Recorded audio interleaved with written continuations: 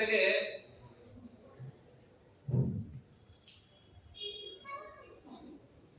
ವನಪರ್ವದ ವಿಶಿಷ್ಟವಾದ ಒಂದು ಚರಿತ್ರೆ. ಅಲ್ಲಿ ವನಪರ್ವತ ಅಂತಂದ್ರೆ ಮಹಾಭಾರತದಲ್ಲಿ ಪಾಂಡವರೆಲ್ಲರೂ ಕೂಡ ವನವಾಸ ಮಾಡ್ತಕ್ಕಂಥ ಪ್ರಸಂಗ. ವನವಾಸವನ್ನ ಮಾಡ್ತಾ ಇದ್ದಾರೆ. ಅವರಿಗೆ ಅದು ವನವಾಸ ಅಂತ ಅನ್ಸ್ಲೇ ಇಲ್ಲ. ಕಾರಣ ಏನು ಅಂತಂದ್ರೆ ಮನೆಯಲ್ಲಿದ್ದಕ್ಕಿಂತ ಬಹಳ ಚೆನ್ನಾಗಿತ್ತು ಅಂತ. ಮನೆಯಲ್ಲಿದ್ರೆ ಪಾಪ ಅದು ಇದು ಒಂದು ಜಂಜಾಟ ಇರ್ತದೆ, ಸಂಸಾರದ ಜಂಜಾಟ. ವನಕ್ಕೆ ಹೋದ್ರೆ ನಮ್ಗೆ ಯಾವುದೇ ರೀತಿಯಾಗಿರ್ತಕ್ಕಂಥ ಮನೆಯ ಚಿಂತೆ ಇರೋದಿಲ್ಲ ಅಂತನ್ನೋ ಕಾರಣಕ್ಕೆ ಕಾರ್ತಿಕ ಮಾಸದಲ್ಲಿ ವನಭೋಜನ ಅಂತ ವಿಧಾನ ಹೇಳಿತ್ತು. ವನಭೋಜನವನ್ನು ಕೂಡ ಮಾಡೋದು ಯಾತಕ್ಕೆ? ವರ್ಷಕ್ಕೊಂದ್ಸರ್ತಿ ಆದ್ರೂ ಕೂಡ ಮನೆ ಬಿಟ್ಟು ಬಂದಿತ್ತು. ಮನೆಯ ಜವಾಬ್ದಾರಿ, ಅಲ್ಲಿ ಜಂಜಾಟಗಳು, ತಾಪತ್ರಯಗಳು ಸ್ವಲ್ಪೆಲ್ಲ ಮರೆತು ಒಂದು ದಿವಸ ಆದರೂ ಕೂಡ ಒಳ್ಳೆ ದೇವತೆಗಳ ಪರಿಸರ ರೂಪವಾದ ಎಲ್ಲ ವೃಕ್ಷದ ಕೆಳಗೆ ಕಾರ್ತಿಕ ನಾಮಗಳನ್ನು ಪೂಜೆ ಮಾಡಿ ಆ ಪ್ರಸಾದ ಸ್ವೀಕಾರ ಮಾಡಿ. ಆದರೆ ಇಲ್ಲಿ ವನಪರ್ವದಲ್ಲಿ ಕೂಡ ವಿಶೇಷವಾಗಿ ಪಾಂಡವರು ಅಲ್ಲಿ ವಾಸ ಮಾಡಿಕೊಂಡಿದ್ದಾರಲ್ಲ, ಅದು ಹೇಗಿತ್ತು ಅಂದ್ರೆ ನಿತ್ಯ ಸಾವಿರಾರು ಮಂದಿ ಊಟ ಆಗುತ್ತೆ. ಅಲ್ಲಿ ಸನ್ಯಾಸಿಗಳು, ವಾನಪ್ರಸ್ಥರು, ಗೃಹಸ್ಥರು ಎಲ್ಲರೂ ತಾವಲ್ಲಿ ಬಂದು ಆ ಪಾಂಡವರು ಮಾಡತಕ್ಕಂತಹ ಆ ಸತ್ರ ಅರ್ಥಾತ್ ಭೋಜನ ಸತ್ರ ನಿತ್ಯದಂದು ಸ್ವೀಕಾರ ಮಾಡಿ ಸಂತುಷ್ಟರಾಗೋ. ಅಷ್ಟೆಲ್ಲ ಜನಕ್ಕೆ ಅಡಿಗೆ ಮಾಡಾಕ್ಬೇಕು. ಯಾರು ಅಂದ್ರೆ ಅಡಿಗೆಯವ್ರು ಯಾರು? ನಮ್ಮ ದ್ರೌಪದಿ. ಆ ದ್ರೌಪದಿ ಅಡಿಗೆ ಮಾಡೋ ವೈಶಿಷ್ಟ್ಯ ಏನು ಅಂತಂದ್ರೆ, ನಾವೆಲ್ಲ ಮನೆಯಲ್ಲಿ ಅಡಿಗೆ ಮಾಡ್ತೀವಿ ಅಥವಾ ಮನೆಯಲ್ಲಿ ಒಂದು 10 ಜನಕ್ಕೆ ಅಡಿಗೆ ಇರ್ತದೆ ಅಂದ್ರೆ ಅಡಿಗೆ ಅವ್ರು ಕಲಿಸಿರ್ತೀವಿ. ಅಡಿಗೆಯವರೇ ಪಾಪ 5 ಜನ ಬಂದಿರ್ತಾರೆ, 10 ಜನ ಅಡಿಗೆ. ಆದ್ರೆ ವನದಲ್ಲಿ ಪಾಂಡವರು ಮಾಡತಕ್ಕಂತಹ ಭೋಜನ ಸತ್ರದಲ್ಲಿ ಸಾವಿರಾರು ಮಂದಿ ನಿತ್ಯ ಊಟ ಮಾಡ್ತಾ ಇದ್ರೆ ಅಡಿಗೆ ಮಾಡ್ಲಿಕ್ಕೆ ಅಂತ ಒಬ್ಬಳೆ ದ್ರೌಪದಿ ಒಬ್ಬಳೆ ಹೇಗೆ ಅಡಿಗೆ ಆಗ್ತಾ ಇತ್ತು ಅಂತ ಕೇಳಿದ್ರೆ ಅದು ಅಕ್ಷಯ ಪಾತ್ರ ಅಂತ ಪರಮಾತ್ಮ ದಯಪಾಲಿಸಿದ್ದಾನೆ. ಕೃಷ್ಣ ಪರಮಾತ್ಮ ಅಕ್ಷಯ ಪಾತ್ರೆಯನ್ನು ಕೊಟ್ಟಿದ್ದ. ಅಂದ ಒಂದ್ಸರ್ತಿ ತಾನು ಕೃಷ್ಣ ಪರಮಾತ್ಮನನ್ನ ನೆನೆಸಿ ಸ್ಮರಣೆಯನ್ನ ಮಾಡಿ ದ್ರೌಪದಿ ಅಡಿಗೆ ಇಟ್ಟರೆ ಸಾಕು, ಎಲ್ಲರಿಗೂ ಊಟ ಇನ್ನೂ ಅದು ಬಿಡ್ತಾ ಇತ್ತು. ಈ ಕ್ರಮದಲ್ಲಿ ಪಾಂಡವರು ಕೂಡ ನಿತ್ಯ ಸಾವಿರಾರು ಬ್ರಾಹ್ಮಣರಿಗೆ ಊಟಕ್ಕೆ ಹಾಕಿ ಕಡೆಗೆ ತಾವು ಊಟವನ್ನು ಮಾಡುವುದಷ್ಟೇ ಅಲ್ಲ, ತಲೆಗೂ ಒಂದು ಒಳ್ಳೆ ಆಹಾರ ಕೊಡ್ತಾ ಇದ್ದಾರೆ. ಕೃಷ್ಣ ಪರಮಾತ್ಮ, ವೇದವ್ಯಾಸ ದೇವರು, ಅನೇಕ ಜ್ಞಾನಿಗಳು, ಋಷಿಮುನಿಗಳು ಬರೋದು ಉಪದೇಶವನ್ನ ನಿತ್ಯ ಮಾಡಿ ಹೋಗ್ಬೇಕು. ಈ ರೀತಿಯಾಗಿರತಕ್ಕಂಥ ಅದ್ಭುತವಾದ ವನವಾಸ ಅವರು ನಡೆದಿದೆ. ಒಂದು ಪ್ರಸಂಗದಲ್ಲಿ ಬೃಹದಶ್ವರು ಅಂತ ಒಬ್ಬ ಋಷಿ, ಬೃಹದಶ್ವರು ಎಂಬತಕ್ಕಂಥ ಋಷಿಗಳು ಪಾಂಡವರ ಜೊತೆಗೆ ತಾವು ಕೂಡ ಅಲ್ಲಿ ವನವಾಸದಲ್ಲಿ ಇದ್ದಾರೆ. ಆ ಬೃಹದಶ್ವರು ಕೂಡ ಧರ್ಮರಾಜ ಸದ್ಯ ಅವರನ್ನ ಅಷ್ಟೇ ಕೇಳ್ತಾನೆ, ಏನ್ ಸ್ವಾಮಿ, ನಮ್ಗೆ ಎಂಥ ಸಂಕಟ ಬಂದಿದೆ, ಎಂಥ ರೀತಿಯಾಗಿರ್ತಕ್ಕಂಥ ದುಃಖ ನಮಗೆ ಬಂದಿದೆ, ಹಸ್ತಿನಾಪುರದ ರಾಜ್ಯವನ್ನು ಆಳಬೇಕಾಗಿತ್ತು, ಆದರೂ ಕೂಡ ದೈವ ಹೇಗಿದೆ ಅಂತಂದ್ರೆ ನಮಗೆ ವನವಾಸದಿದ್ದು ಈ ಒದ್ದಾಡಬೇಕಾಗಿ ಇಂಥ ಪ್ರಸಂಗ ಬಂದಿದೆ. ಹಾಗಿದ್ರೆ ಎಂಥ ದುಃಖ ನೋಡ್ರಿ ನಾವು. ಮತ್ತೇನು ದೈವ ಭಕ್ತರಲ್ಲ ಅಂತಲ್ಲ, ಮಹಾಭಕ್ತರು. ಜೊತೆಗೆ ಮತ್ತೆ ಸತ್ಕರ್ಮಗಳನ್ನು ಅನುಷ್ಠಾನ ಮಾಡೋದಿಲ್ಲ ಅಂತಿಲ್ಲ, ನಿತ್ಯ ತಾವು ಕೂಡ ವರ್ಣಾಶ್ರಮದ ಚಾಚೂ ತಪ್ಪದೆ ಮಾಡೋರಲ್ಲೇ ಉತ್ತಮರು, ದೇವತೆಗಳು. ಇಂಥವರಿಗೆ ಕಷ್ಟ ಬರ್ತದೆ ಅಂತಂದ್ರೆ ನಾವು ಸ್ವಲ್ಪ ವಿಚಾರ ಮಾಡಬೇಕು. ಏನೂ ಮಾಡದೆ ನಮಗೆ ಸುಖ ಇರಬೇಕು ಅಂತಂದ್ರೆ ಹೇಗೆ ಸಾಧ್ಯ?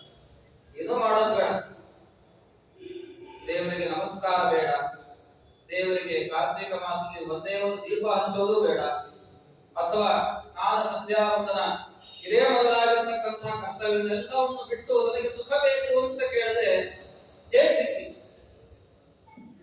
ಗೀತೆಯಲ್ಲಿ ಕೃಷ್ಣ ಪರಮಾತ್ಮ ಹೇಳ್ತಾನೆ, ಕರ್ಮವನ್ನ ವಿಹಿತವಾದ ನಮ್ಮ ವರ್ಣಕ್ಕೆ, ಆಶ್ರಮಕ್ಕೆ ವಿಹಿತವಾದ ಕರ್ಮವನ್ನ ನಾವು ತ್ಯಾಗ ಮಾಡಿದ್ರೆ ನಮಗೆ ದುಃಖ. ಅರ್ಜುನ ಇದನ್ನೇ ಹೇಳಿ ಪರಮಾತ್ಮ. ಅದರಂತೆ ಇಂತಹ ಎಲ್ಲ ಮಾಡುವವರಿಗೆ ದುಃಖ ಬರೋದಾದ್ರೆ ನಮ್ಮ ನಿಮ್ಮಂತಹ ವ್ಯಕ್ತಿಗಳಿಗೆ ಸಂಸಾರ ದುಃಖ ಬರೋದಿಲ್ಲ. ಅವಶ್ಯ ಅಲ್ಲ.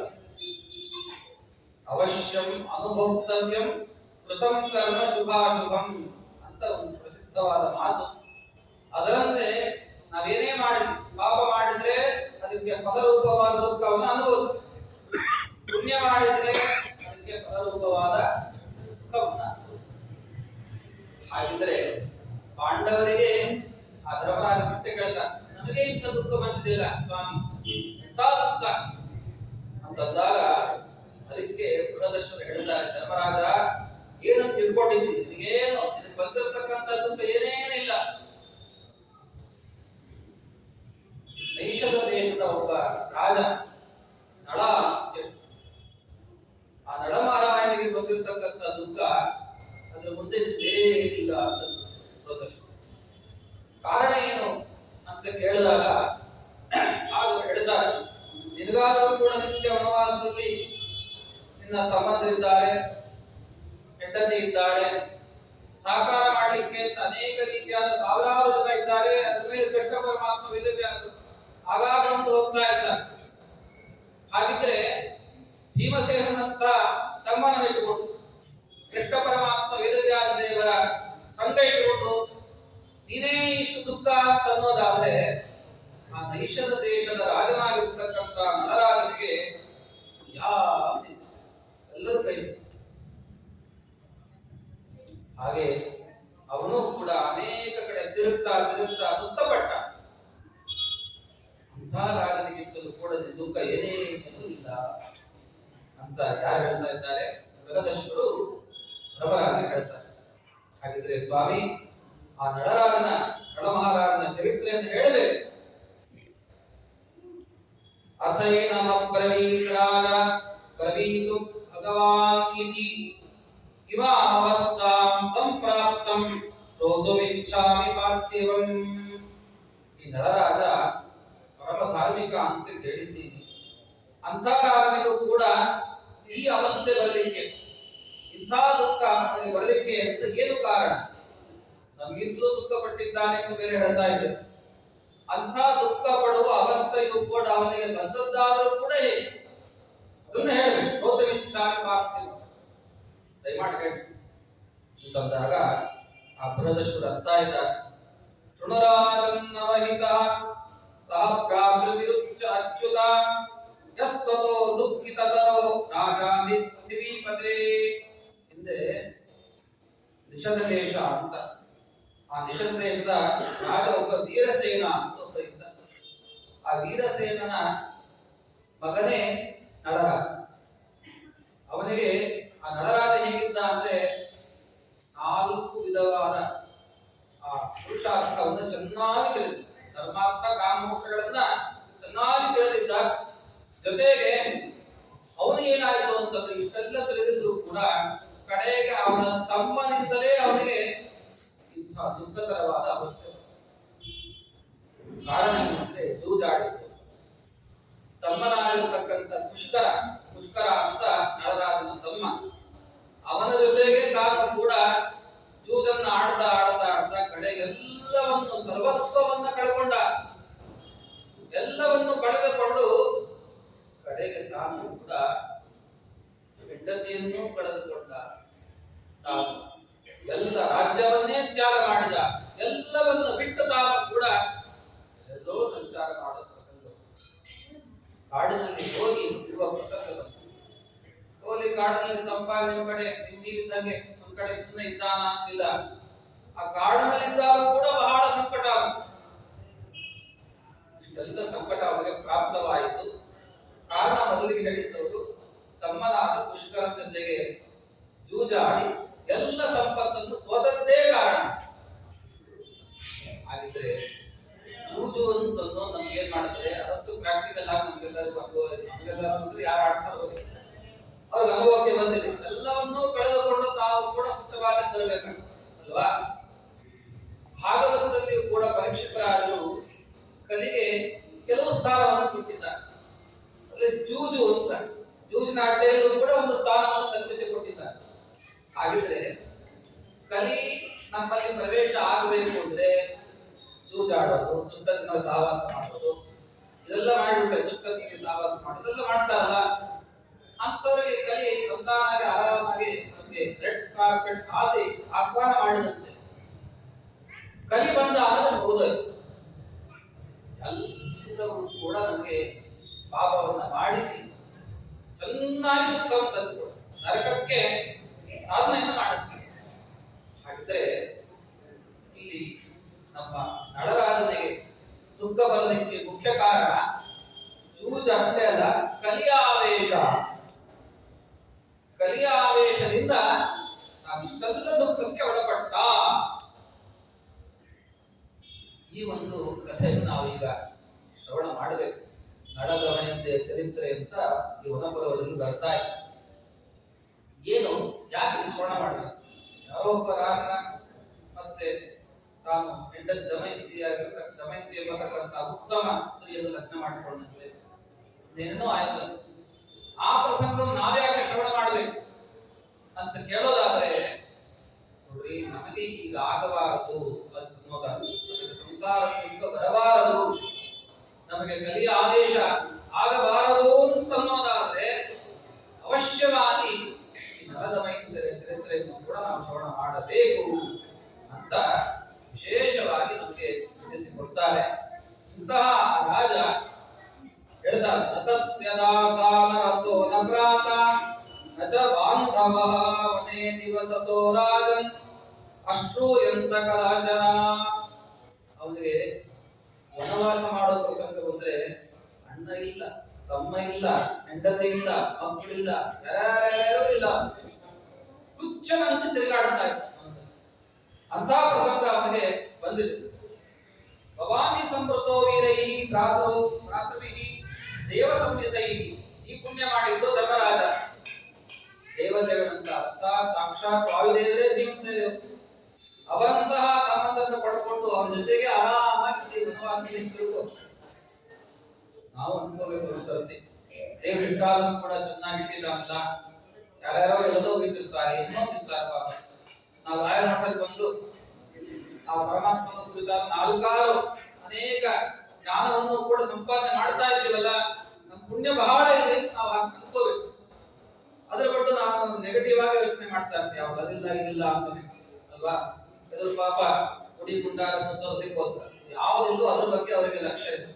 ಯಾವ್ದು ಪರಮಾತ್ಮ ಕೊಟ್ಟಿದ್ದ ಅದ್ರ ಬಗ್ಗೆ ಅವರಿಗೆ ಲಕ್ಷ್ಯನೇ ಇರೋದಿಲ್ಲ. ಕೊಟ್ಟಿದ್ದ ಬಹಳ ಇದೆ, ಆದ್ರೆ ಅದು ಯಾವ ಸಿಕ್ಕಿಲ್ಲೋ ಬಂದು ನಮ್ಗೆ ಯೋಗ್ಯತಾ ಇಲ್ಲ ಅಂತ ತಿಳ್ಕೋಬೇಕು. ಅಥವಾ ಅದು ಸಿಕ್ಕಿದ್ರೆ ಮತ್ತಿನ್ನೂ ಹಾರಾಡ್ತಾ ಇದ್ವಿ. ಆದ್ದರಿಂದ ಪರಮಾತ್ಮ ನಮಗೆ ಯಾವ ಅವಸ್ಥೆಯಲ್ಲಿ ಇಟ್ಟಿದ್ದ, ಏನೇನು ಸುಖ ದುಃಖಗಳು ಬರ್ತಾ ಇದ್ದಾವ ಸಂಸಾರ ಎಲ್ಲವೂ ಕೂಡ ಪರಮಾತ್ಮನ ಪ್ರಸಾದ ಅಂತ ಸ್ವೀಕಾರ ಮಾಡಿದ್ರು. ಸುಖ ಬಂದಾಗ ಮಾತ್ರ ಹಬ್ಬ ಎಷ್ಟು ಚೆನ್ನಾಗಿದೆ, ಅಥವಾ ಮನೆಗೆ ಒಳ್ಳೆ ಭಕ್ಷ್ಯ ಮಾಡ್ಕೊಂಡಿರ್ತೀವಿ, ನಮ್ಗೆ ಬೇಕಾದ ತಿನ್ಬೇಕಾದ್ರೆ ಇಂಥ ಭಕ್ಷ್ಯ ನಿತ್ಯ ತಿನ್ನುವಂತಾಗಲಿ ಅಂತ ಅನ್ಕೊಂಡ್ಬಿಟ್ರೆ ಮತ್ ನಾಳೆ ಏಕಾದಶಿ ಬರ್ತದನ್ನ ಏನ್ ಮಾಡಬೇಕು? ಉಪವಾಸ ಬೀಳಬೇಕು. ಹಾಗಿದ್ದಂತೆ ನಿತ್ಯದಲ್ಲೂ ಕೂಡ ನನಗೆ ಸುಖ ಬಂದಾಗ ಇದು ಸ್ವಲ್ಪ ಸಣ್ಣ ಪುಟ್ಟ ಸುಖಗಳು ಸಂಸಾರ ಬರ್ತದೆ. ಊಟ ಮಾಡಿದ್ರೆ ಹೊಟ್ಟೆ ತುಂಬುತ್ತೆ, ಒಳ್ಳೆ ನಿದ್ರೆ ಆದ್ರೆ ಒಂದು ಸುಖ ಅಂತ ಅನ್ಕೊಳ್ತೀವಿ. ಇದು ಸಣ್ಣ ಪುಟ್ಟ ದುಃಖ ಮಿಶ್ರಿತವಾದ ಸುಖಗಳು.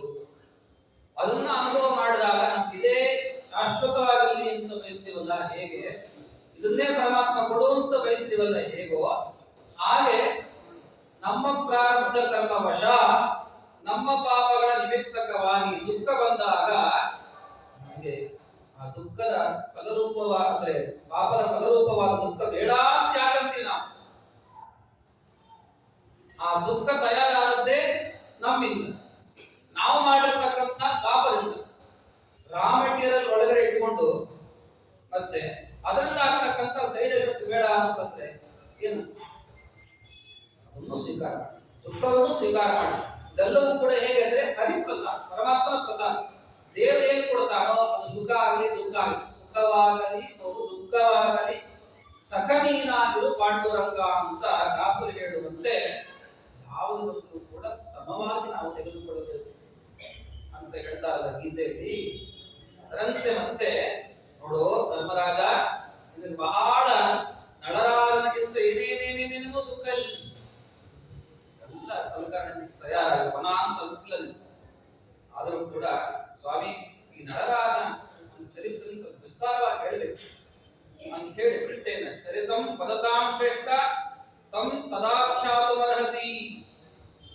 ಚರಿತ್ರೆಯನ್ನ ನನಗೆ ಸ್ವಲ್ಪ ವಿಸ್ತಾರವಾಗಿ ಹೇಳಬೇಕು. ಯಾಕೆ ಅವನಿಗೆ ಆ ದೊಡ್ಡ ರಾಜ ಧಾರ್ಮಿಕ ಅಂತಂದ್ರೆ ಜೂಜಾಡೋ ಪ್ರಸಂಗ ಯಾಕೆ ಬಂದೆ, ಜೊತೆಗೆ ಮತ್ತೆ ಉತ್ತಮನಾಗಿರ್ತಕ್ಕಂಥ ಭೂಲೋಕದಲ್ಲೇ ದೇವತೆ ಅಂತಿರ್ತಕ್ಕಂಥ ಮಹಾನುಭಾವ, ಒಳ್ಳೆಯ ರೂಪವಂತ, ಒಳ್ಳೆಯ ಗುಣವಂತ, ಇಂಥ ವ್ಯಕ್ತಿಗೆ ಹೀಗಾಗ್ತದಲ್ಲ ಆ ಚರಿತ್ರೆ ಹೇಳಿ ಅಂತಂದಾಗ ಆ ನಳರಾಜ ಹೇಗಿದ್ದ, ಗುಣೈರಿಷ್ಟೇ ರೂಪವಾನ್ ಅಶ್ವಕೋವಿದ ಅಂತ ವರ್ಣನೆ ಮಾಡಿದ್ದಾರೆ.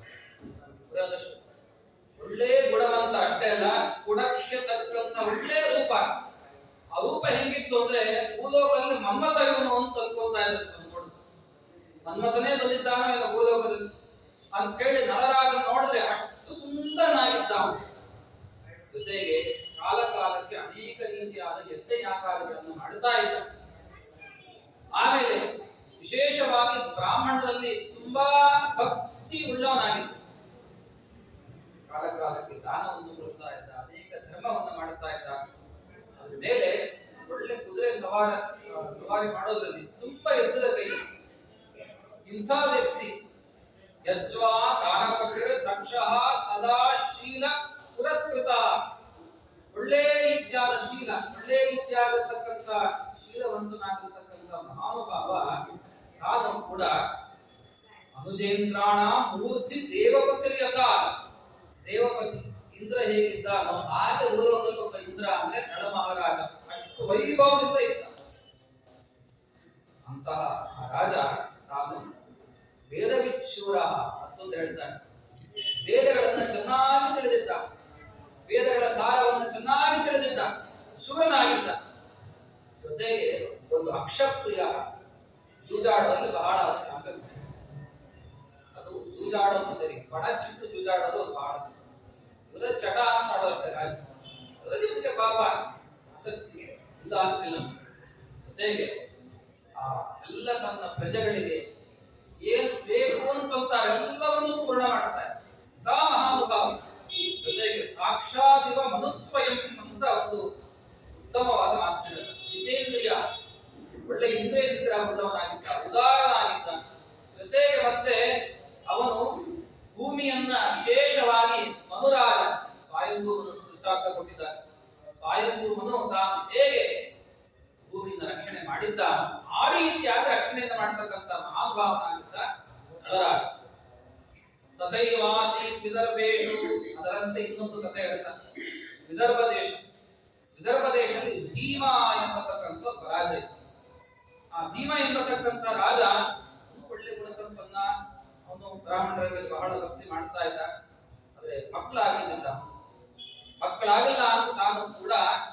ತಾನು ಅನೇಕ ಯತ್ನವನ್ನ ಮಾಡ್ತಾನೆ. ಆಗ ಸಂಸಿ ದಮನರು ಅಂತ ಒಬ್ಬ ಋಷಿಗಳು, ಆ ಋಷಿಗಳು ಅವನ ಮನೆಗೆ ಬರ್ತಾ ಇದ್ದ. ಯಾರು? ಭೀಮರಾಜ, ವಿದರ್ಭ ದೇಶದ ರಾಜನಾಗಿರ್ತಕ್ಕಂಥ ಭೀಮರಾಜ. ಆ ಭೀಮರಾಜನ ಮನೆಗೆ ದಮನರು ಎಂಬತಕ್ಕಂತಹ ಒಬ್ಬ ಋಷಿಗಳು ಬಂದಿದ್ದಾರೆ.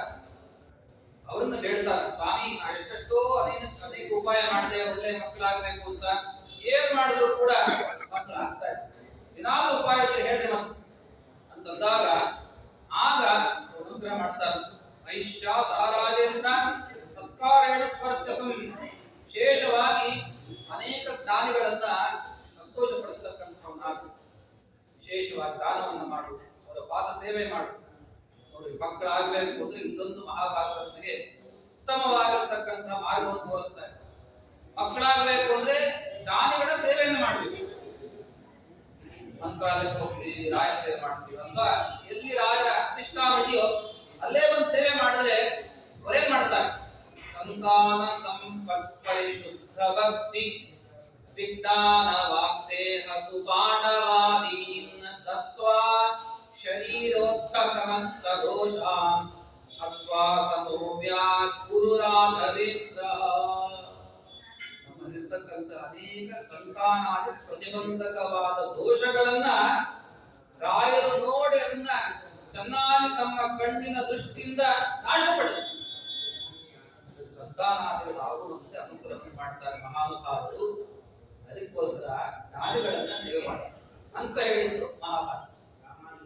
ನೋಡಪ್ಪ ಧೀಮರಾಜ, ಮಕ್ಕಳಾಗಿಲ್ಲ ತಾನೆ, ಹೋಗು, ಎಲ್ಲಿ ಜ್ಞಾನಿಗಳು ಅಂತಿದ್ದಾರೆ, ಆ ಜ್ಞಾನಿಗಳ ಸೇವೆಯನ್ನು ಮಾಡು, ಪಾದ ಸೇವೆಯನ್ನು ಮಾಡು. ಸೇವಾ ಮಾಡಿ ಉತ್ತಮ ಸಂತಾನ ಪಡೆದುಕೊಳ್ಳಿಕ್ಕೆ ಸುವರ್ಣ ಅವಕಾಶ ಅಂತ ಯಾರು ಹೇಳಿದ್ದಾರೆ? ಗಮನ ಋಷಿಗಳು ಕೂಡ ಭೀಮರಾಜನಿಗೆ ಆಜ್ಞೆ ಮಾಡ್ತಾ ಇದ್ದಾರೆ. ಅಂದ್ರೆ ನಾವು ಅಷ್ಟೇ ಬರೀ ಸಂತಾನ ಅಷ್ಟೇ ಇಲ್ಲ, ಏನೇನು ನಮಗೆ ದುಃಖಗಳಿದ್ದಾವ ಎಲ್ಲಾ ದುಃಖಗಳು ಕೂಡ ಪರಿಹಾರ ಆಗುವುದು ಗುರುಗಳ ಅಥವಾ ಜ್ಞಾನಿಗಳ ಅನುಗ್ರಹದಿಂದ. ಅವರು ಸೇವೆಯನ್ನು ಮಾಡಬೇಕು.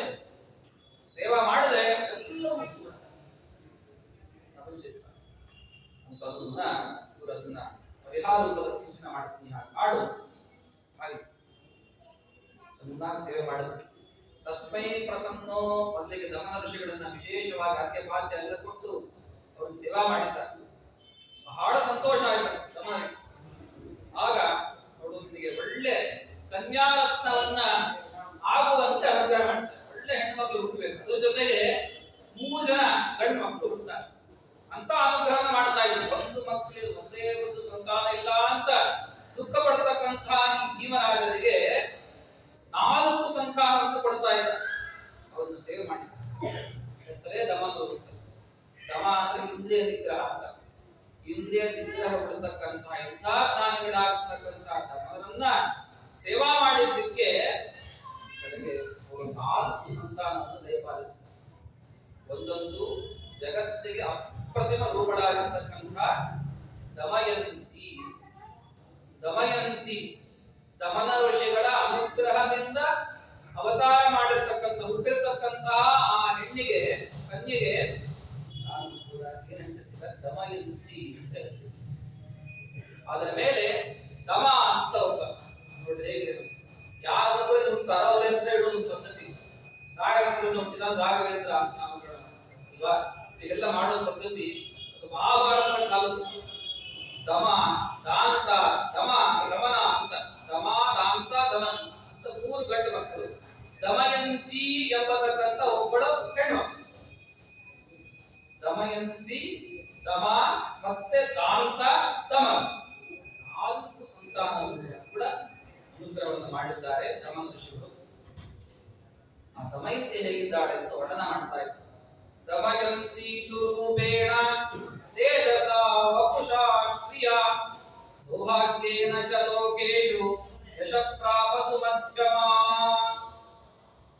ದಮಯಂತಿ ಮಧ್ಯಮಳಾಗಿದ್ದ ಅಂದ್ರೆ ಆ ಕಡೆ 3 ಜನ ಗಂಡು ಮಕ್ಕಳಿದಾರಲ್ಲ, 3 ಜನ ಗಂಡು ಮಕ್ಕಳಲ್ಲಿ ಇವಳು ಮಧ್ಯಮಳಾಗಿದ್ದ. ಆಚೆಗೆ 2, ಗುಡಾದ್ಮೇಲೆ 1, ಮಧ್ಯದಲ್ಲಿ ದಮಯಂತಿ ಹುಟ್ಟಿದ್ದು. ಅಂದ್ರೆ ಅಣ್ಣಂದ್ರು ಇದ್ರು, ತಮ್ಮನೂ ಇದ್ದಾಗಿದ್ದ.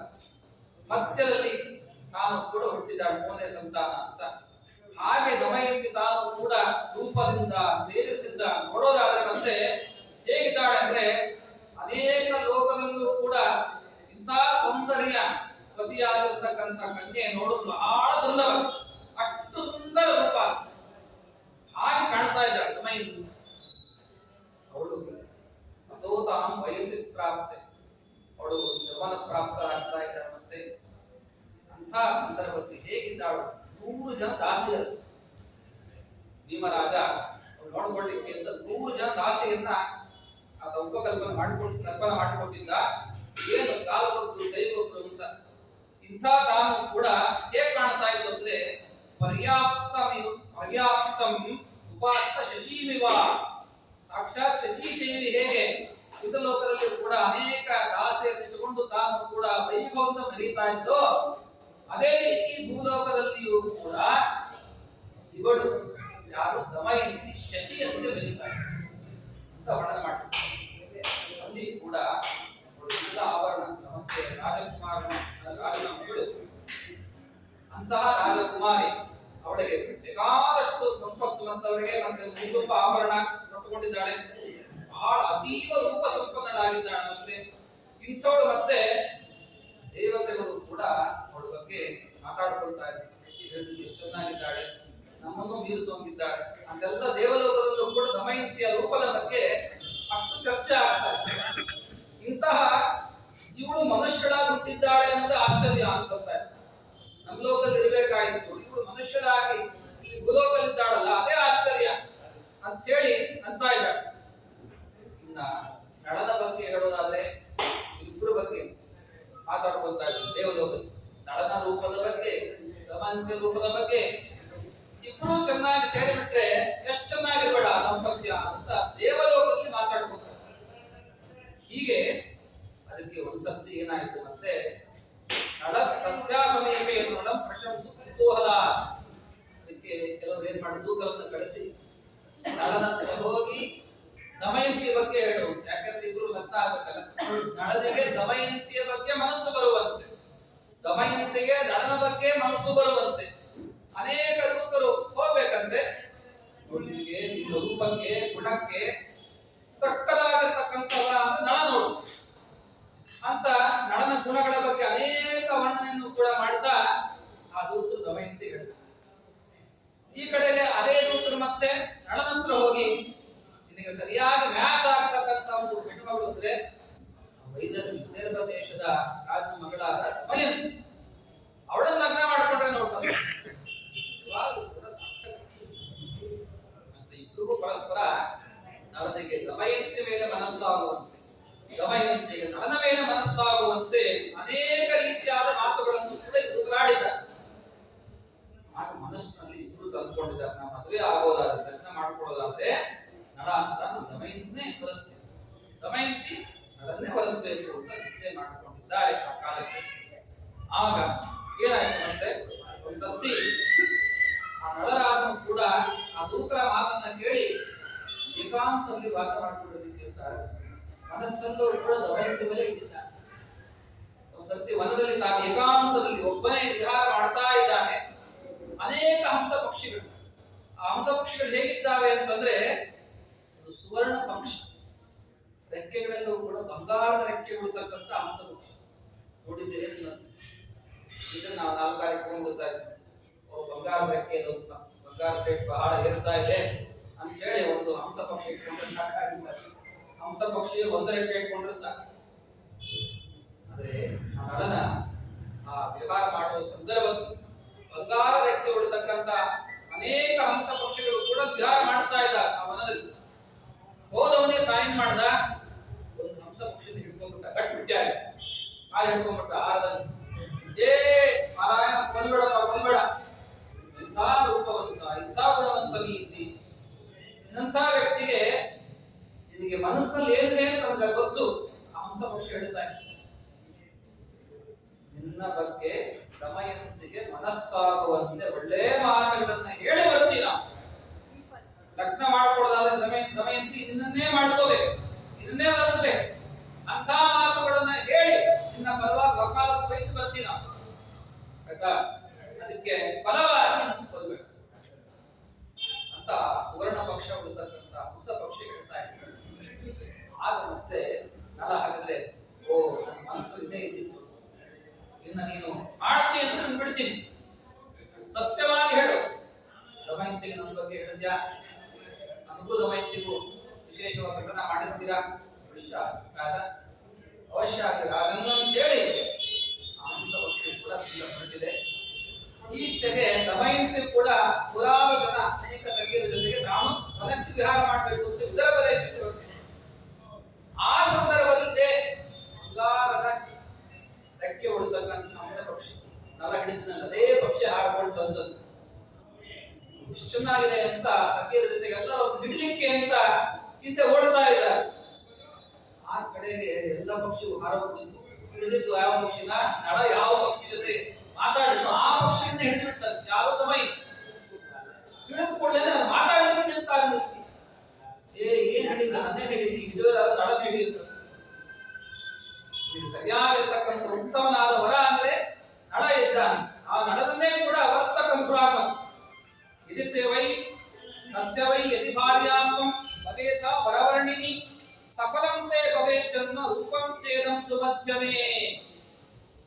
ನಿನ್ನ ಜನ್ಮ ಸಾರ್ಥಕ ಆಗಬೇಕು ಅಂತ ಅನ್ನೋದಾದ್ರೆ ಅಂತ ಗುಣವಂತನಾದ ರೂಪವಂತನಾಗಿರ್ತಕ್ಕಂಥ ನಟರಾಜನನ್ನು ಕೂಡ ಬಳಸಬೇಕು ಅಂತ ಈ ರೀತಿಯಾಗಿ ಅನೇಕ ಮಾತುಗಳನ್ನು ಕೂಡ ನಟನ ಬಗ್ಗೆ ಹೇಳ್ತಾ ಇದ್ರೆ ಅವಳು ಮನಸ್ಸು ಹೇಳುವುದು ವಿದರ್ಭ ದೇಶ ನಟದಲ್ಲೇ ಕೂಡ ಆ ಮನಸ್ಸು ನೆಲೆಸ್ತಕ್ಕಂಥದ್ದಾಗಿದೆ.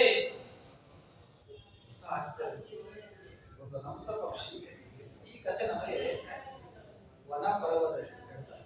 ಏನ್ ಆಶ್ಚರ್ಯ ಮತ್ತೆ ಯಾರೋ ಒಬ್ರು ನಳನನ್ನ ದಮಯಂತಿ ಒರೆಸುವಂತೆ ದಮಯಂತಿ ನಳ ಒರೆಸುವಂತೆ ಈ ಕಥೆ ನಮ್ಗೆ ಏನ್ ಬೇಕು? ಇದೆಲ್ಲ ಮುಖ್ಯ. ಮುಂದಾಗೋದಿದೆ ಕಥೆ ಏನಾಯ್ತಲ್ಲ ಹಾಗಾದ್ರೆ ಈ ದಮಯಂತಿಗೆ ಆ ಹಂಸ ಪಕ್ಷಿ ಹೇಳಿರ್ತಕ್ಕಂಥ ಅನೇಕ ಗುಣಗಳು ಹೇಳಿದ್ದಾರೆ. ಪೂರ್ತಿ ಮನಸ್ಸನ್ನೇ ನಳದಲ್ಲಿ ಇಟ್ಟವಳಾಗಿ ಊಟ ಮಾಡಿದಾಗ ಸರಿಯಾಗಿ ಮನೆಯಲ್ಲಿ ಅಂತಃಪುರಕ್ಕೆ ಹೋಗ್ತಾಳೆ. ಬೇಕಾದಷ್ಟು ಮುಷ್ಟಾನ್ನ ಭಕ್ಷ್ಯಭೋಜ್ಯಗಳು ಬಿದ್ದಿದ್ದಾವೆ, ಊಟನೇ ಮಾಡ್ತಾ ಇಲ್ಲ. ಎರಡನೇ ಮತ್ತೆ ಹಗಲು ನಿದ್ರೆ ಇಲ್ಲ, ರಾತ್ರಿ ನಿದ್ರೆ ಇಲ್ಲ. ನಳನ ಬಗ್ಗೆ ಜಪ ಮಾಡ್ಲಿಕ್ಕೆ ಓ ನನ್ನ ಮನಸ್ಸಲ್ಲೂ ಕೂಡ ನಳನಂದೇ ಇದೆ ಅಂತ ಹೇಳಿ ತಲೆ ಕೆಳಗೆ ಹಾಕೊಂಡು ಕೂತಾಳೆ. ಮತ್ತೆ ಇದನ್ನು ಯಾರಿಗೂ ಹೇಳಲಿಕ್ಕೆ ಸಾಧ್ಯ ಇಲ್ಲ. ಅವಳು ಹೇಳಿಲ್ಲ, ಮತ್ತೆ ಮನಸ್ಸನ್ನ ಇಟ್ಟುಕೊಂಡು ದುಃಖ ಪಡ್ತಾ ಇದ್ದಾಳೆ.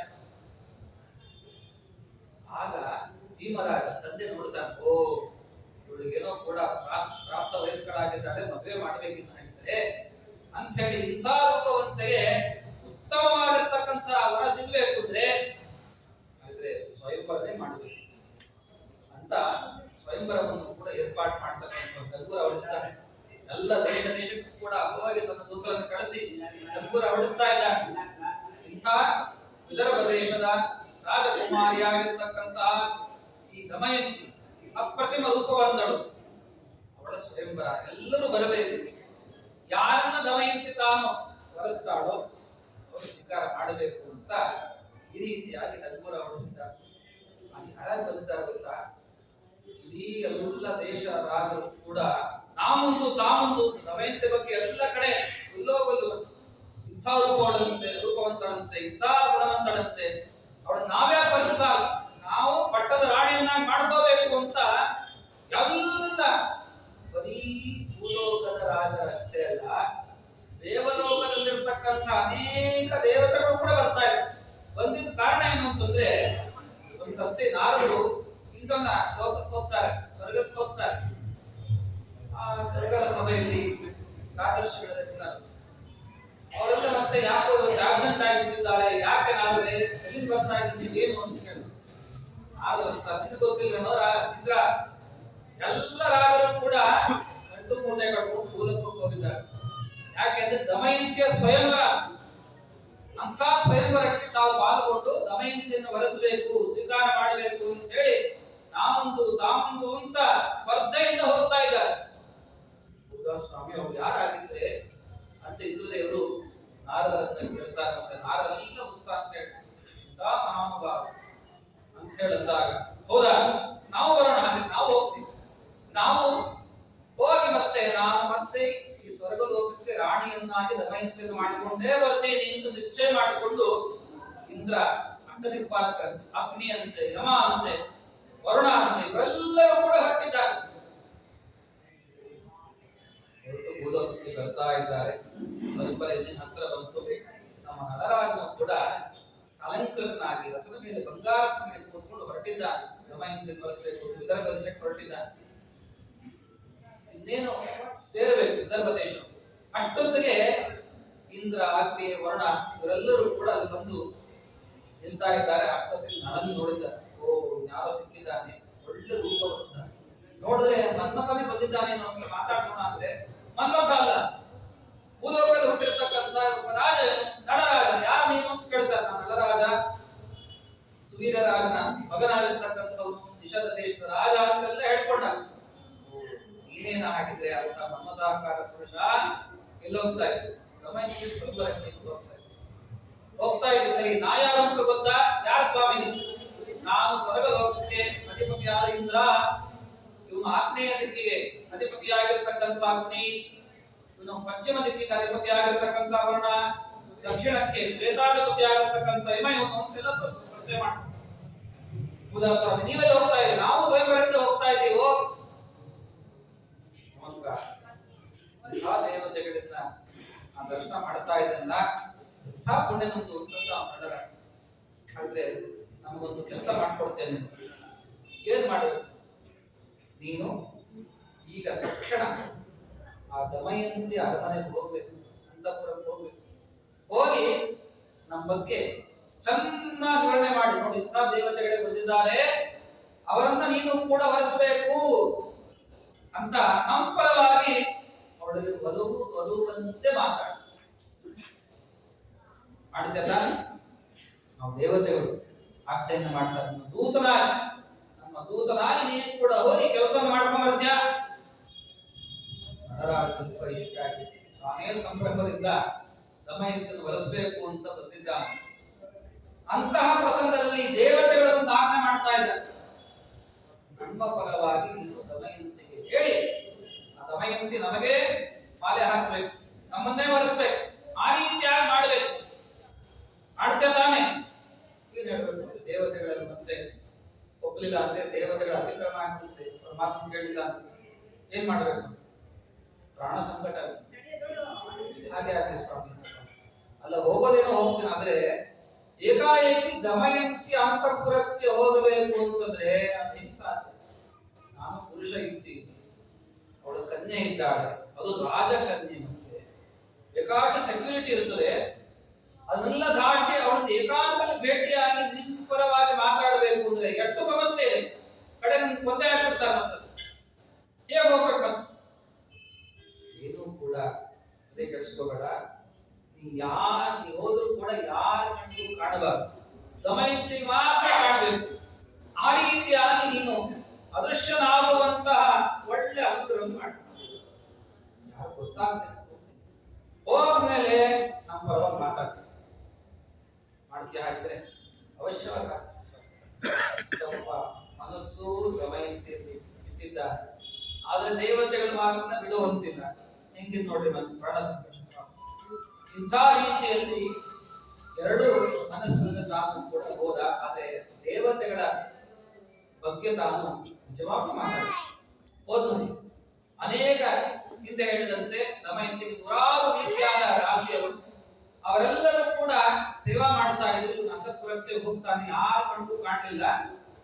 ಕಡೆಗೆ ದಮಯಂತಿ ಅಂತಃಪುರದ ಒಳಗೆ ಹೋದ. ದಮಯಂತಿಗೆ ಮಾತ್ರ ನಳರಾಜ ದರ್ಶನ ಆಯ್ತು. ಕಿಮ್ಮಯಂ ಮನ್ಮಥೋವ, ಯಾರಿವನು? ಒಳ್ಳೆ ಮನ್ಮಥಾಕಾರನ ಗುರುತಿನೇ ಬಂದಿದ್ದಾನು. ಏನು ಮತ್ತೆ ಎಂಥ ರೂಪ ಇವನು! ಮತ್ತೆ ನೋಡಿದ್ರೆ ಒಳ್ಳೆ ಗುಣವಂತಂತೆ ಕಾಣ್ತಾ ಇದ್ದಾನೆ. ಹಾಗಾದ್ರೆ ಈ ಹಂಸ ಪಕ್ಷಿ ವರ್ಣನೆ ಮಾಡಿದೆಲ್ಲ ಲಕ್ಷಣಗಳು ಇವರಿಗೆ ಕಾಣ್ತಾ ಇದೆ. ಯಾರು? ನಳರಾಜನ ಹಾಕಿದ್ರೆ ಅಂತ ಅನುಮಾನ ಮಾಡ್ಕೋಬೇಕು. ಅಷ್ಟೊತ್ತಿಗೆ ಮಾತಾಡ್ಲಿಕ್ಕೆ ಆರಂಭಿಸಿದ. ನಾನು ನಳರಾಜ ಅಂತ ಅವಳಿಗೂ ಸಂತೋಷ ಆಗಿದೆ, ಕುಡಿದಾಡ್ತಾ ಇದ್ದಾಳೆ ಮನಸ್ಸಿನಲ್ಲಿ. ನಾನು ಯಾರನ್ನ ವರಿಸಬೇಕು ಅಂತ ಅಂದ್ಕೊಂಡಿದ್ದೆ, ಆ ಮಹಾನುಭಾವನೆ ನನ್ನ ಎದುರಿಗೆ ಬಂದ್ಬಿಟ್ಟಿದ್ದಾನಲ್ಲ, ಇನ್ನು ಸ್ವಯಂವರ ನಡೆದೇ ಇಲ್ಲ. ಸರಿ, ಏನು ಯಾಕೆ ಏನಿಲ್ಲ, ನಿನ್ನನ್ನ ವರಿಸಲಿಕ್ಕೆ ನಾ ಬರೋದಿಲ್ಲಿ. ಸ್ವರ್ಗಲೋಕಕ್ಕೆ ಅಧಿಪತಿಯಾದ ಇಂದ್ರನೇ, ಅಗ್ನಿಯೇ, ಯಮದೇವರೇ, ವರುಣನೇ ಎಲ್ಲರೂ ಬಂದಿದ್ದಾರೆ. ಅವರೆಲ್ಲರೂ ಕೂಡ ವರಿಸಬೇಕು ಅಂತ ಇಚ್ಛಾ ಪಡ್ತಾ ಇದ್ದಾರೆ. ದೇವತೆಗಳ ಜೊತೆಗಿದ್ರೆ ಕೂಡ ಸುಖವಾಗಿ. ಅದರಿಂದ ನೀನು ಮಾಲೆ ಹಾಕೋದಾದ್ರೆ ಅವನಿಗೆ ಹಾಕ್ಬೇಕು, ನಮಗೆ ಆಯ್ತಾ? ಅವಳಂತಾಳೆ, ನೋ, ಸಾಧ್ಯ ಇಲ್ಲ. ದೇವತೆಗಳು ನನಗೆ ಬೇಕಾಗಿಲ್ಲ, ಭೂಲೋಕದ ದೇವತೆ ನೀತಿ ಅಂತಂದು. ಭೂಲೋಕದಲ್ಲೇ ಕೂಡ ದೇವತೆಯಂತೆ ಇರತಕ್ಕಂಥ ಅಪ್ರತಿಮ ಪುರುಷ ನೀನು. ನಾನು ಮನಸ್ಸನ್ನು ಇಟ್ಟದ್ದು ನಿನ್ನಲ್ಲಿ. ಹಾಗಿದ್ರೆ ಮನಸ್ಸು ಒಬ್ಬರಲ್ಲಿ ಮತ್ತೆ ದೇಹ ಮತ್ತೊಬ್ಬರಲ್ಲಿ ಹೇಗೆ ಮಾಡ್ಲಿಕ್ಕೆ ಸಾಧ್ಯ ರಾಜನ್ ಅಂತ ನಳರಾಜನಿಗೆ ಹುಟ್ಟಿರ್ತಾನೆ. ಹೇಗೆ ಸಾಧ್ಯ? ಈ ರೀತಿ ಮಾಡೋದು ಸರಿಯಾಯ್ತು? ಇದೇನಾಗ್ತದೆ? ಮತ್ತೆ ವಿಚಾರ ಆಗ್ತದೆ. ಇದು ಮನಸ್ಸು ಒಬ್ಬನಲ್ಲಿ, ದೇಹ ಮಾತ್ರ ಮತ್ತೊಬ್ಬರಲ್ಲಿ ಅಂತ ಏನರ್ಥ? ಮಾಡ್ತಕ್ಕಂಥದ್ದಲ್ಲ. ಕನ್ಯೆ ಅದು ಕೂಡ ಸ್ವಯಂವರ ಅಂತಿದೆ. ನಾನೇ ನನ್ನ ಇಚ್ಛೆಗೆ ತಕ್ಕಂತ ವರನನ್ನ ಆಯ್ಕೆ ಮಾಡ್ಕೊಳ್ತಕ್ಕಂಥ ಪ್ರಸಂಗ. ನನ್ನ ಇಚ್ಛೆ, ನನ್ನ ಮನಸ್ಸು ಯಾರಲ್ಲಿರೋದು? ನಿನ್ನಲ್ಲಿ, ನಳರಾಜನಲ್ಲಿ. ಅಂತ ನೀನು ಹೇಳ್ತಾ ಇದ್ದಿ ಇಂಥ ಇಂದ್ರ ದೇವತೆಗಳಿಗೆ ನಾನು ಕೂಡ ಅವರಿಗೆ ಮಾಲೆಯನ್ನು ಹಾಕಿದ್ರೆ ಇದು ಸರಿ ಅಂತ ಆಗ್ತದೆ, ಅಥವಾ ಲಗ್ನ ಮಾಡ್ಕೊಂಡ್ರು ಕೂಡ ಇದು ಸರಿ ಅಂತ ಆಗ್ತದೆ, ಮತ್ತೆ ಸಾಧ್ಯ ನೀ ಹೀಗಂದ್ಬಿಟ್ರೆ ಮತ್ತೆ ನನಗೆ ದೇವತೆಗಳು ನಾಳೆ ಬಿಡೋದಿಲ್ಲ. ನಾನು ಅವರ ದೂತನಾಗಿ ಬಂದಿದ್ದೀನಿ, ಒಪ್ಪಿಸ್ತೀನಿ, ಇದನ್ನು ಒಪ್ಪಿಸ್ತೀನಿ ಅಂತಾನೆ ಬಂದಿದ್ದೀನಿ. ಆ ದೇವತೆಗಳನ್ನ ಅತ್ಯರ್ಪಣ ಮಾಡಿರ್ತಕ್ಕಂಥ ಪಾಪ ನನಗೆ ಬರ್ತದೆ, ಈಗ ಮಾಡಬೇಡ ನೀನು ಅಂತ ನಳರಾಜ ಸಾಕಷ್ಟು ಹೇಳ್ತಾನೆ. ಆ ದಮಯಂತಿ ಹೇಳ್ತಾಳೆ, ಇಲ್ಲ ನಿನಗೆ ಅಷ್ಟು ಭಯ ಇರೋದಾದ್ರೆ ನೀನೂ ಸ್ವಯಂವರಕ್ಕೆ ಬಾ, ಅವರು ಸ್ವಯಂವರಕ್ಕೆ ಬರಲಿ. ನಾನು ಯಾರಿಗೆ ಮಾಲೆಯನ್ನು ಹಾಕ್ತೀನೋ ಅವರು ನನ್ನ ಪತಿ ಆಗ, ಅವಾಗ ನಿನಗೆ ನಾನು ಕೊರಳಿಗೆ ಮಾಲೆ ಹಾಕಿದೆ ಅಂತಂದ್ರೆ ದೇವತೆಗಳನ್ನ ಅತಿಕ್ರಮಣ ಮಾಡತಕ್ಕಂಥ ಪಾಪ ನೀನು ಬರೋದಿಲ್ಲ. ಯಾಕೆಂದ್ರೆ ನಾನೇ ಹೊರಸಿದ್ದೀನಿ, ನಿನ್ನ ಕೆಲಸ ನೀ ಮಾಡಿದ್ದೆ. ನಿನ್ ಡ್ಯೂಟಿ ಏನಿತ್ತು ದೇವತೆಗಳ ಬಗ್ಗೆ ನನಗೆ ಹೇಳೋದಿತ್ತಷ್ಟೇ, ಅವನು ಹೊರಸು ಅಂತ ಹೇಳ್ಬೇಕಾದ್ರೆ ಆ ಡ್ಯೂಟಿ ನೀ ಮಾಡಿದ್ದು, ಅತಿಕ್ರಮಣ ಆಗಲಿಲ್ಲ. ಇನ್ನ ಅವ್ರನ್ನ ಆಯ್ಕೆ ಮಾಡೋದು ಬಿಡೋದು ನನಗೆ ಬಿಟ್ಟಿದ್ದು. ಯಾಕೆಂದ್ರೆ ನಾನು ಇಲ್ಲಿ ಕನ್ಯೆ ಆಗಿದ್ದೀನಿ, ನಾನೇ ಸ್ವಯಂವರದಲ್ಲಿ ಕೂಡ ವಧು ಆಗಿದ್ದೀನಿ. ವಧು ಯಾರನ್ನ ತಾನು ಮನಪೂರ್ವಕವಾಗಿ ಆಯ್ಕೆ ಮಾಡ್ಕೊಂತಾಳೋ ಅವನೇ ಜವಾನ್ಮತಿ ಅಂತ ಆಗ್ತಾನೆ. ಮನಸ್ಸು ನನ್ನದು ನಿನ್ನಲ್ಲಿದೆ, ಸ್ವಯಂವರಕ್ಕೆ ಎಲ್ಲರೂ ಬನ್ರಿ, ನೀವು ಬಂದಿದ್ದ ದೇವತೆಗಳು ಬನ್ರಿ. ನಾನು ಕೊರಳೆಗೆ ಮಾಲೆಯನ್ನು ಹಾಕಿದಾಗ ದೇವತೆಗಳ ಅತಿಕ್ರಮಣ ಮಾಡತಕ್ಕಂಥ ದೋಷಕ್ಕೆ ಬರೋದಿಲ್ಲ. ಇಷ್ಟೆಲ್ಲವೂ ಕೂಡ ದಮಯಂತಿ ತಾನು ಹಠ ಬಿಡದೇನೆ ಅದನ್ನೇ ಸ್ವೀಕಾರ ಮಾಡಬೇಕು. ಕಾರಣ ಏನು? ನಾನು ಇದ್ರ ಬಗ್ಗೆ ಬಹಳ ಕೇಳ್ಬಿಟ್ಟಿದ್ದೀನಿ, ಯಾರು ಕೇಳಿಲ್ಲ. ದೇವತೆಗಳು ಯಾಕೆ, ಮತ್ತೆ ಎಂತೆಂತ ಧನವಂತರು ಯಾಕೆ, ಸೂರವಂತರು ಯಾಕೆ, ಯಾರ್ಯಾರು ಎಲ್ಲರನ್ನೂ ಕೂಡ ಮೀಚಿರ್ತಕ್ಕಂಥ ವ್ಯಕ್ತಿ ನೀತಿ ಅಂತ ಅಷ್ಟು ನಳನ ಮೇಲೆ ನಾನು ವಿಶ್ವಾಸವಿಟ್ಟಿದ್ದಾಳೆ. ಹಂಸ ಪಕ್ಷಿಯ ಉಪದೇಶ ಇಷ್ಟೆಲ್ಲ ಹೇಳಿದ್ದಾಳೆ. ಹಾಗೆ ಅಂತ ಹೊರಟು ಮತ್ತೆ ಹೋದ್ಮೇಲೆ ಇಂದ್ರದೇವರು ನಮಸ್ಕಾರ ಮಾಡ್ತಾಳ. ಏನ್ ಮಾಡಿದಿ ನಾಡ, ಕೆಲಸ ಆಯ್ತಾ?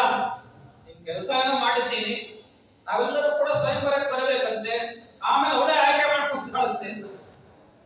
ನೀ ಮಾಡಿದ ಕೆಲಸ ಏನು?